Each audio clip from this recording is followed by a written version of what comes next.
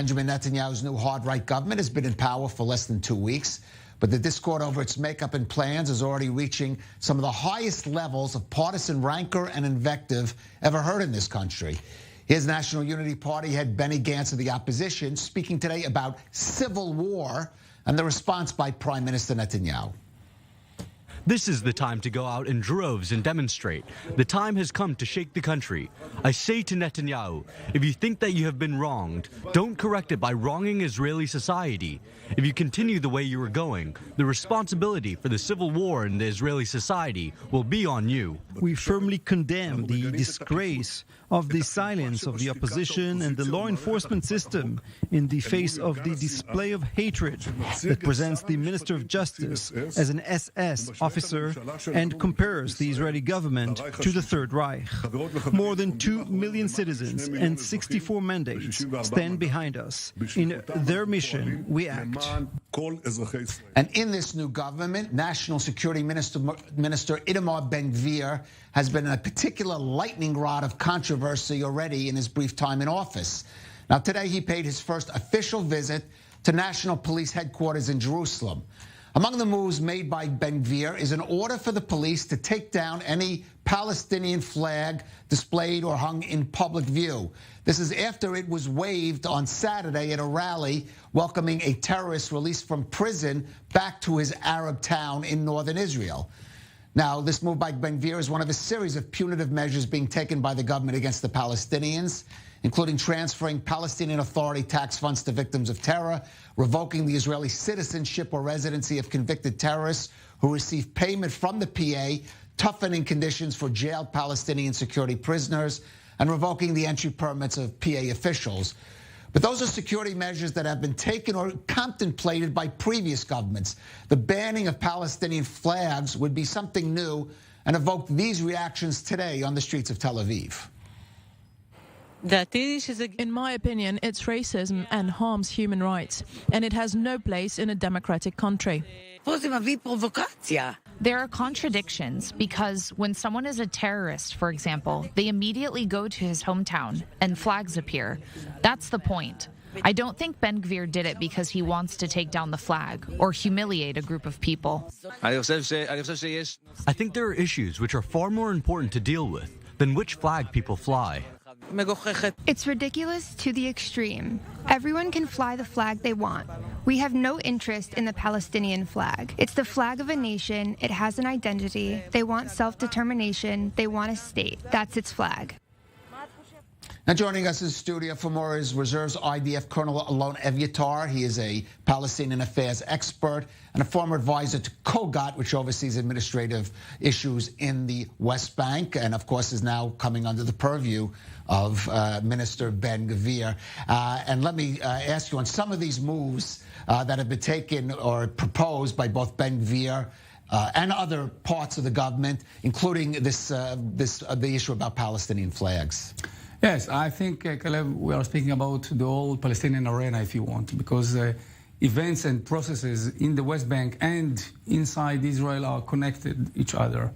I think that we have in front of us a new direction of the new government, which lead by not just by Netanyahu, but also by the religious persons, religious parties in the government. Especially we're speaking about two famous persons, politicians, Bezalel Smotrich and Itamar Ben Gvir, which have together, I would say, a solid ideology, which means maybe create kind of conflict. Well, let's quote Bezalel Smotrich, now the finance minister, saying, I don't care if the Palestinian Authority survives. Of course. So it means that he has a base behind his or ideas behind his an ideology. Of course, ideology and solid one. And I think that it's quite different from the other politicians which find or support or find for a wide support or internal rating, if you want, in the Israeli society. Smotrich lead for, I would say, toward a kind of a political conflict between Israel and the PA. Part of it's taking steps, economic steps, against the PA, cutting money. We are speaking about $500 million or shekels during the next months. And it could create, I would say, any shock or any changes in the stability, the political stability of the Palestinian Authority. Second, we're speaking about the internal society in Israel, leading by Ben Gvir, I would say not just in the homeland security, but also against the Arab society, especially in north of Israel. And now the updated headlines speaks about down or get down Palestinian flags in the cities, in the mixed cities, in the main roads, etc. He gave orders to the headquarters of the police, especially the commander of the police also, right. And kind of create a kind of personal political issues between them. I would say that the police headquarters got from Ben Gvir new orders that they didn't think about. Their missions will be quite different from the previous missions. And I think that the next weeks even, we shall see, I would say, new lines, new headlines, new events, new improvement, new developments on the ground. I would say a little bit severe also. It's not easy for the police to change on the spot, to change immediately the main course of the police policy, especially in the middle of the conflict between the Israeli society, the Jewish society, and the Arab society, which is already, I would say, had last a year, and even in the current year, a kind of tension between those societies.